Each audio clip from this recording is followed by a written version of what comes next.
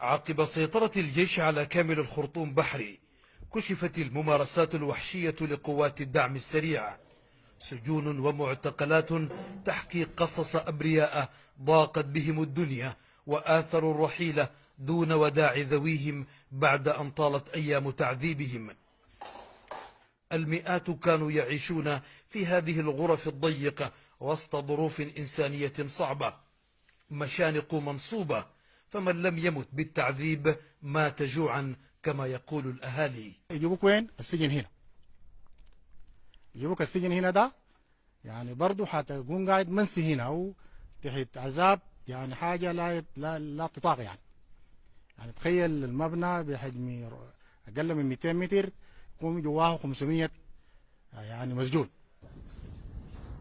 مقابر جماعية يعتقد أنها تحوي على رفات المئات من المعتقلين من مدنيين وعسكريين بعدما تعرضوا للتعذيب أو الإعدام داخل مراكز الاعتقال في منطقة قري أقصى شمالي الخرطوم بحري، وسط مطالبات بضرورة تمكين المنظمات من نبش هذه المقابر وإجراء الأبحاث والفحوص العلمية للرفات للتيقن ومعرفة ظروف الوفاة. هنا كمية من الجثث وكمية من الناس المجهولين الهوية، فنحن بنوجه رسالة من هنا من قناتكم دي لناس الطب الشرعي وللمنظمات على أساس يجي ينبشوا هذه المقابر حتى يتأكدوا بنفسهم كمية الأثر الذي تلاقوه هؤلاء المتوفين من عذاب، ويحددوا هوية المتوفين.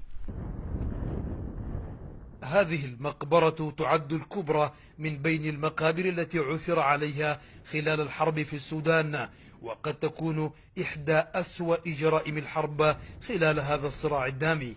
هذه المقابر الجماعية تضاف إلى سلسلة جرائم وانتهاكات ارتكبتها قوات الدعم السريع بحق السودانيين، جرائم بحسب مدافعين عن حقوق الإنسان ترقى إلى جرائم حرب وجرائم ضد الإنسانية، الأمر الذي يتطلب محاسبة مرتكبيها وعدم إفلاتهم من العقاب.